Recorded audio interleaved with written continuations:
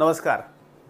आज बोलूयात कॉमनली पाहायला मिळणारा पण ज्यांना आहे त्यांना अतिशय त्रास होणारा मुद्दा म्हणजे टाचदुखी.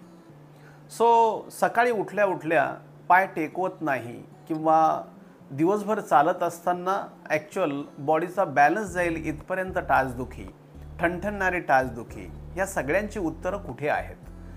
आयुर्वेद जिथं वातव्याधींसाठी फेमस आहे किंवा वाताच्या आजारांसाठी फेमस आहे, तर टाचदुखीवरती अतिशय सुंदर असे उपाय देऊन ठेवलेले आहेत.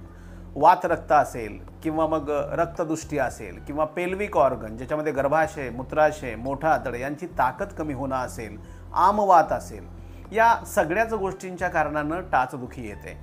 अग्निकर्म, जलोकावचरण किंवा साधं एरंड तेल रात्रीला 2 चमचे उपाशी पोटी घेणे, ज्याच्यामुळे पक्वाशय हलकं झाल्या कारणाने दीर्घकालीन टाचदुखी जाते. इव्हाना बस्ती नावाचा उपाय या टाचदुखीवरती अतिशय सुंदर काम करतो, कारण सियाटिका नावाची नर्व जी कमरेपासून टाचेपर्यंत जाते ही मेजरली टाचदुखीचं तुमच्या कारण असू शकते.